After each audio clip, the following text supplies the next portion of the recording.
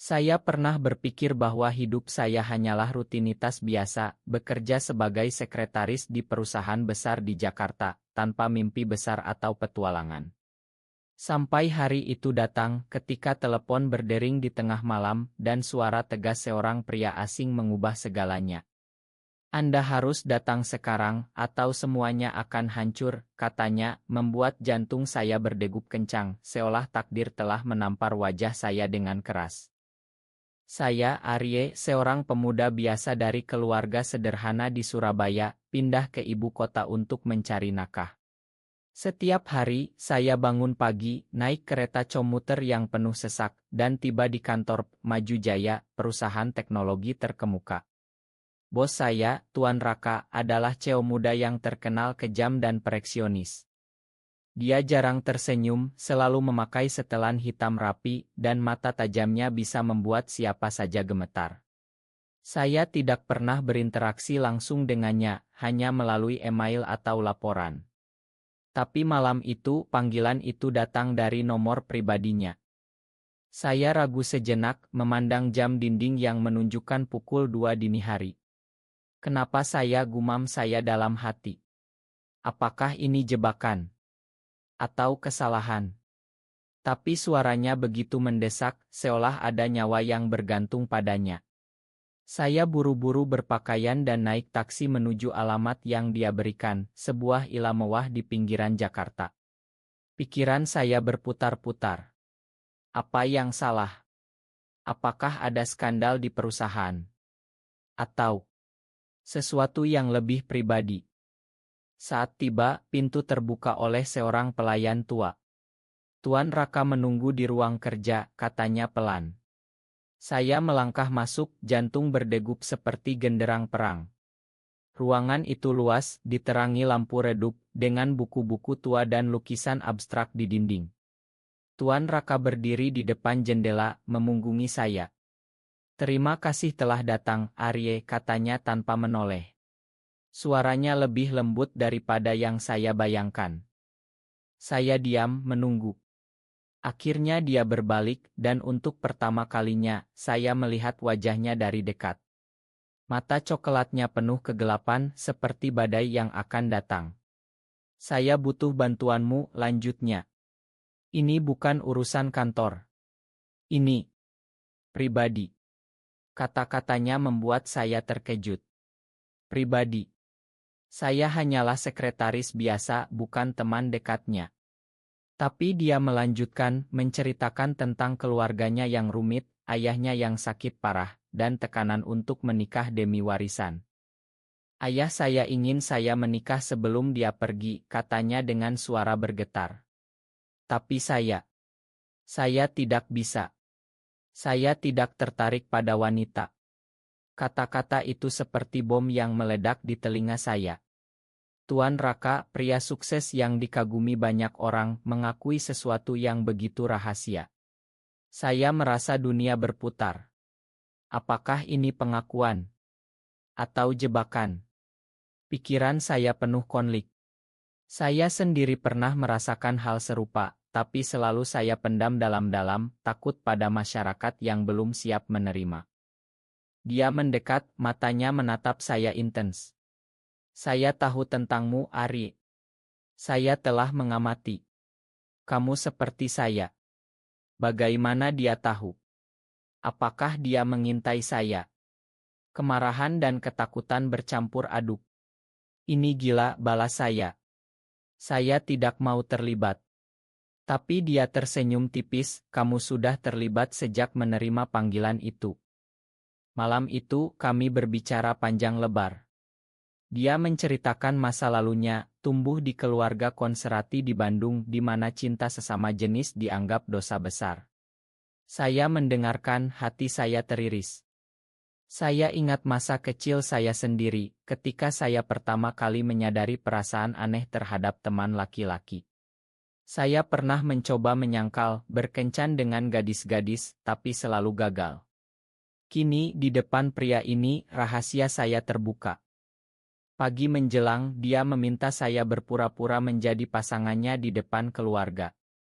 Hanya sementara, katanya. Setelah ayah saya pergi, kita bisa berpisah. Tapi dalam hati, saya tahu ini bukan akhir. Ada sesuatu yang tumbuh, sesuatu yang berbahaya. Saya pulang dengan pikiran kacau. Apakah saya setuju karena takut kehilangan pekerjaan?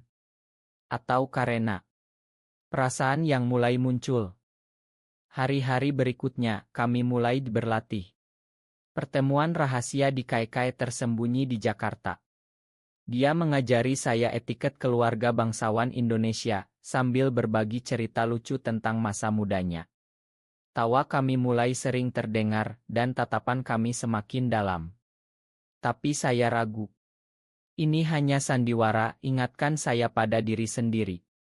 Tapi kenapa hati saya berdebar setiap melihatnya? Suatu sore di taman kota, dia memegang tangan saya. Terima kasih, Ari. Kamu membuat ini lebih mudah. Sentuhannya hangat, membuat saya lupa segalanya. Tapi malam itu, saya mendapat pesan dari teman kantor, hati-hati dengan Tuan Raka. Dia punya rahasia gelap. Apa itu? Pikiran saya mulai gelisah. Konflik dalam diri saya semakin besar. Saya ingin lari, tapi juga ingin tetap. Ini adalah awal dari badai yang akan datang. Pikiran saya tak pernah tenang sejak malam itu. Setiap kali mata saya terpejam, wajah Tuan Raka muncul dengan senyum misteriusnya yang membuat hati saya berguncang. Apa yang saya lakukan, tanya saya pada cermin setiap pagi, melihat bayangan diri yang semakin lelah. Kami mulai menjalani rencana itu. Pertama, kunjungan ke rumah ayahnya di Bogor. Ila tua dengan taman luas, di mana aroma kopi luwak menyelimuti udara. Ayahnya, seorang pengusaha tua yang lemah, menyambut kami dengan tatapan curiga. Raka, ini siapa? Tanyanya. Tuan Raka memegang tangan saya erat. Ini Arye, ayah. Pasangan saya. Kata-kata itu keluar begitu alami, tapi bagi saya, seperti pisau yang menusuk. Ayahnya terdiam, lalu tersenyum lemah. Akhirnya, anakku. Saya khawatir kamu akan sendirian selamanya. Kami duduk bersama, berbincang tentang masa depan perusahaan. Tapi di balik senyum, saya merasakan beban. Ini bohong. Saya bukan pasangannya yang sebenarnya. Malam itu, di kamar tamu, Tuan Raka mendekat. Kamu hebat hari ini, bisiknya. Matanya penuh kehangatan yang membuat saya goyah. Tapi konflik dalam hati semakin dalam. Saya ingat ibu saya di Surabaya, yang selalu berdoa agar saya menikah dengan wanita baik. Bagaimana jika dia tahu gumam saya sendirian? Saya mencoba menjauh, tapi Tuan Raka semakin dekat. Pertemuan kami bukan lagi sekadar latihan. Kami jalan-jalan di malam Jakarta, makan sate di pinggir jalan, berbagi cerita tentang mimpi-mimpi kami.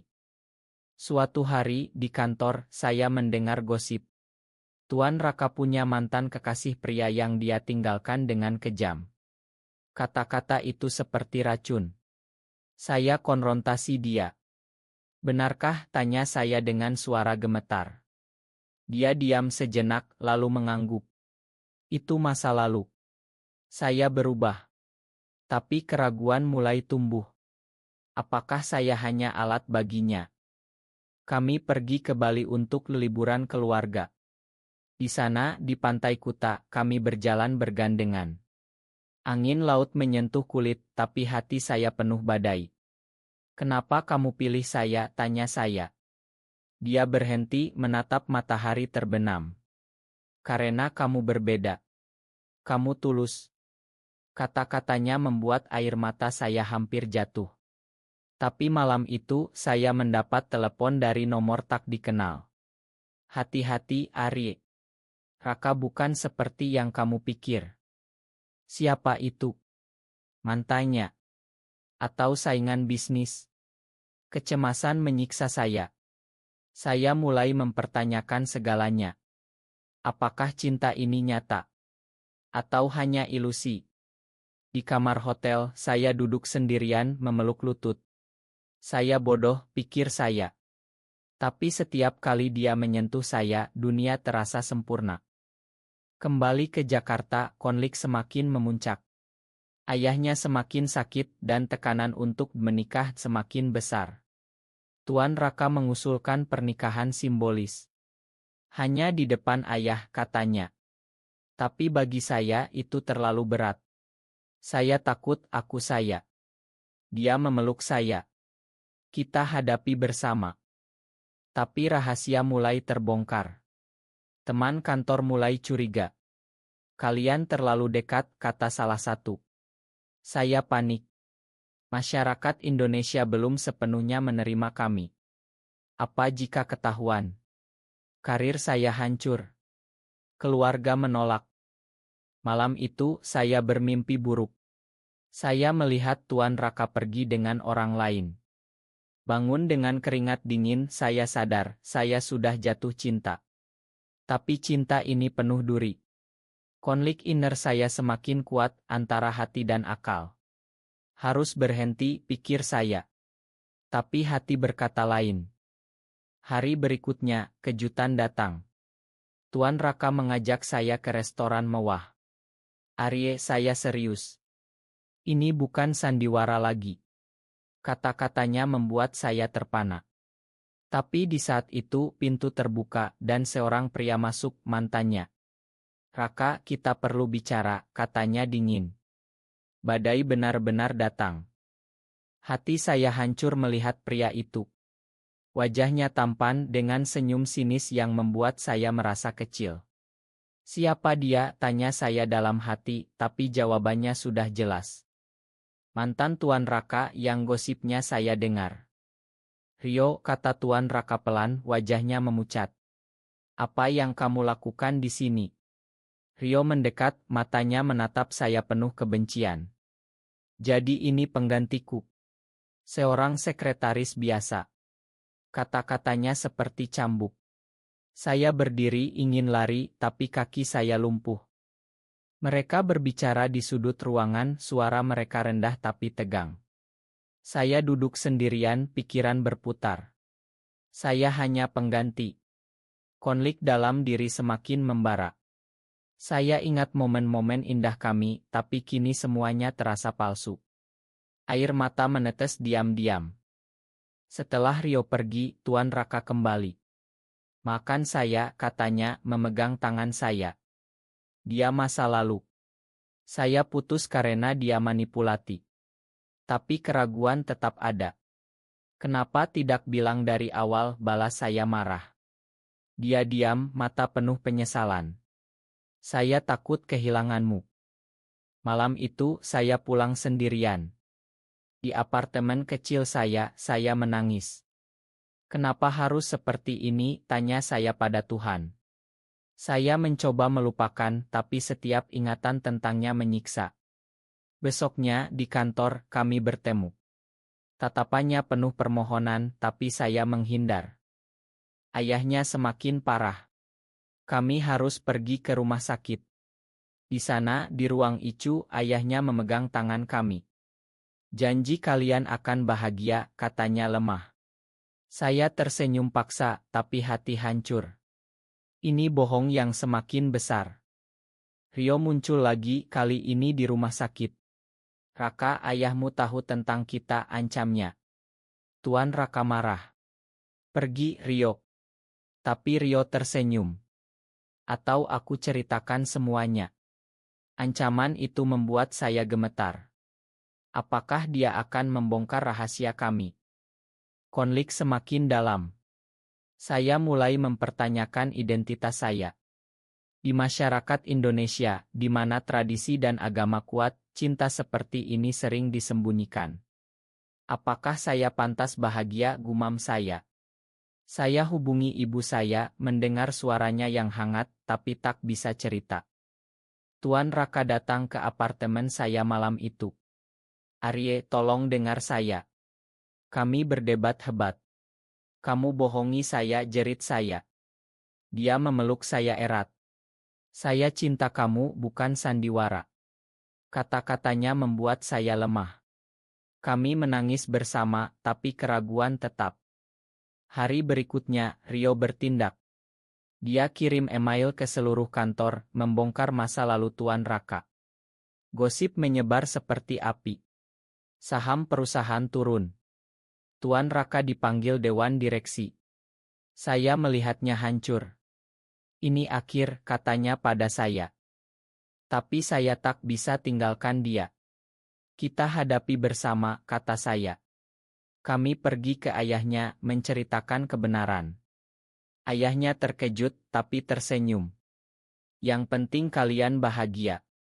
Kata-katanya memberi harapan, tapi badai belum berakhir. Rio tak berhenti.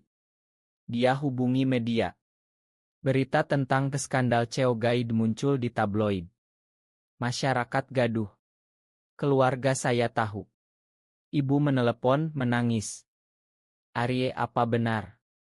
Saya tak bisa bohong lagi. Ya, Bu. Saya cinta dia. Penolakan datang. Teman-teman menjauh. Di kantor, tatapan sinis. Konflik inner saya memuncak. Apakah ini layak, tanya saya setiap malam. Tapi melihat Tuan Raka berjuang, hati saya teguh. Suatu malam, di tengah hujan deras Jakarta, kami bertemu di jembatan. Makan saya atas semuanya, katanya. Saya memeluknya. Kita kuat. Tapi di balik itu, saya tahu pengkhianatan Rio baru permulaan. Emosi semakin membara, air mata tak henti. Air mata tak pernah kering sejak skandal meledak. Setiap pagi, saya bangun dengan beban berat, memandang langit Jakarta yang kelabu. Kenapa Tuhan biarkan ini terjadi, tanya saya dalam doa diam. Tuan Raka semakin hancur. Perusahaan dalam krisis, investor mundur. Dia bekerja hingga larut, tapi matanya penuh keputusasaan. Ini salahku, katanya setiap kali kami bertemu. Saya pegang tangannya. Kita bersama. Tapi dalam hati, kemarahan pada Rio membara. Rio tak puas. Dia datang ke apartemen saya malam hujan. Kamu pikir bisa ambil Raka dariku, ancamnya. Saya takut tapi tegas. Pergi. Dia tertawa. Aku punya bukti yang bisa hancurkan kalian. Apalagi? Otok. Rekaman. Konflik semakin dalam. Saya mulai paranoia. Setiap telepon berdering, saya gemetar. Keluarga saya datang dari Surabaya. Ibu memeluk saya, tapi ayah diam. Kamu bawa malu keluarga, katanya dingin. Kata-katanya seperti pisau. Saya menangis sendirian, mempertanyakan pilihan hidup. Tuan Raka ajak saya lari ke Yogyakarta, mencari kedamaian. Di sana, di Candi Borobudur, kami duduk diam. Arye, maukah kamu tetap bersamaku, tanyanya. Air mata saya jatuh. Ya, tapi ini sakit. Kami berpelukan, tapi bayang Rio menghantui. Kembali ke Jakarta, pengkhianatan memuncak. Rio bocorkan rahasia bisnis Tuan Raka ke kompetitor. Perusahaan hampir bangkrut. Tuan Raka marah besar. Aku akan lawan dia, katanya. Saya khawatir. Jangan, bahaya. Malam itu, konfrontasi terjadi. Kami bertiga bertemu di kai gelap. Rio tersenyum sinis. Raka, kamu pilih aku atau dia? Tuan Raka tegas. Ari. Rio marah, lemparkan bukti surat cinta lama. Saya baca, hati hancur. Kamu masih cinta dia, tanya saya. Tuan Raka jelaskan. Itu dulu. Tapi keraguan kembali. Saya lari keluar, hujan membasahi tubuh. Di jalan saya berteriak dalam hati. Kenapa cinta ini begitu menyiksa? Besoknya, ayah Tuan Raka meninggal. Pemakaman penuh air mata. Di sana, kami berdiri bersama, tapi dunia seolah runtuh. Warisan jatuh ke tangan Tuan Raka, tapi dengan syarat, stabilkan perusahaan. Saya putuskan mundur dari kantor. Saya tak tahan, kata saya. Tuan Raka memohon. Jangan tinggalkan saya. Konflik inner memuncak. Cintas realitas. Saya pergi ke Pantai Anyer, sendirian. Di sana ombak menyapa, tapi hati gelisah. Telepon dari Tuan Raka datang. Arye, saya butuh kamu. Saya kembali, tapi dengan hati retak. Kami berjuang bersama, lawan Rio di pengadilan. Bukti pengkhianatan terungkap. Rio ditangkap. Tapi kemenangan terasa hampa. Masyarakat masih menilai kami. Apakah kita bisa bertahan, tanya saya. Tuan Raka peluk saya. Ya, karena cinta kita nyata. Emosi semakin kuat. Setiap malam saya renungkan. Ini ujian. Tapi air mata semakin banyak, hati semakin terluka. Pengkhianatan meninggalkan bekas dalam. Bekas luka dari pengkhianatan Rio tak pernah hilang sepenuhnya. Setiap kali saya tutup mata, ingatan itu muncul, seperti hantu yang tak mau pergi. Kenapa harus begini, jerit hati saya, penuh keputusasaan yang semakin dalam. Perusahaan mulai pulih berkat usaha Tuan Raka. Tapi hubungan kami retak. Kami jarang bicara, hanya tatapan penuh penyesalan. Makan saya, katanya suatu malam. Saya peluk dia, tapi air mata tak henti. Ini terlalu berat. Keluarga saya datang lagi. Ibu memohon. Pulanglah, Arye. Tinggalkan ini. Ayah diam, tapi matanya penuh kekecewaan. Konflik Amilis, cinta menyiksa. Saya cinta dia, Bu, kata saya menangis. Ibu peluk saya. Tapi masyarakat. Saya mulai depresi. Malam-malam sendirian memandang kota dari balkon. Apakah ini akhir, tanya saya. Tuan Raka coba dekati, tapi saya tolak. Butuh waktu, kata saya. Suatu hari, kejutan datang. Tuan Raka ajak saya ke Lombok. Di sana, di Pantai Pink, dia berlutut. Arye, maukah kamu jadi pasanganku selamanya? Cincin di tangannya berkilau. Air mata saya jatuh. Ya, jawab saya, tapi dengan hati ragu. Kembali, realitas menampar. Media masih gosip. Teman lama menjauh. Saya isolasi diri. Saya tak layak, gumam saya. Tuan Raka coba hibur. Kita kuat. Tapi klimaks datang. Rio keluar penjara, balas dendam. Dia kirim ancaman. Aku akan hancurkan kalian. Kami takut. Polisi lindungi, tapi hati gelisah. Malam itu, di rumah, kami berdebat. Ini karena masa lalumu, jerit saya.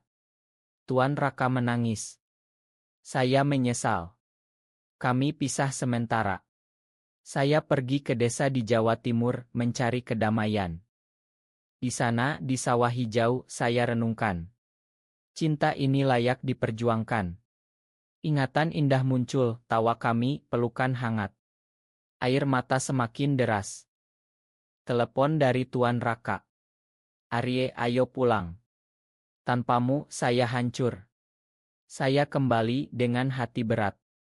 Kami bicara panjang, ungkap semua luka. Akhirnya, kami putuskan hadapi bersama. Rio ditangkap lagi.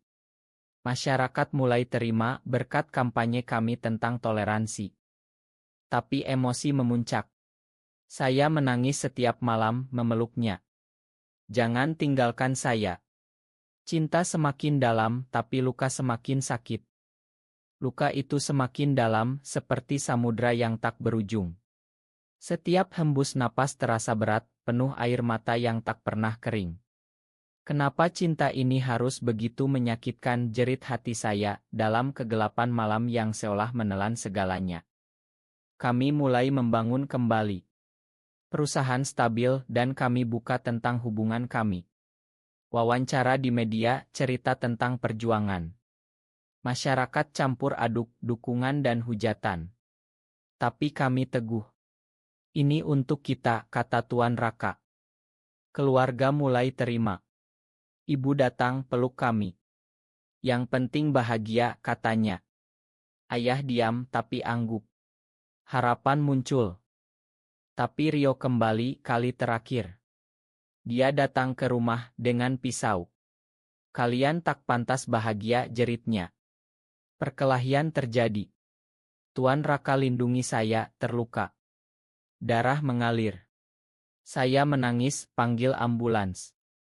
Di rumah sakit, dia terbaring lemah. Arye, saya cinta kamu, bisiknya. Air mata saya banjir. Jangan pergi. Dia selamat, tapi luka itu mengubah kami. Setelah itu kami putuskan pindah ke Bali, mulai hidup baru. Di sana, di Ila kecil, kami bangun mimpi. Cinta kami semakin kuat, penuh pengertian.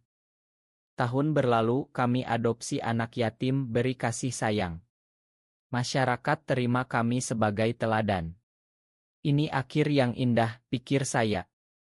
Tapi dalam hati, luka tetap ada. Setiap malam, saya ingat perjalanan ini, dari panggilan malam hingga cinta abadi. Terima kasih, Tuhan, doa saya. Kami hidup bahagia, penuh cinta dan pengampunan. Ini bukti bahwa cinta sejati bisa menaklukkan segalanya, meski penuh air mata.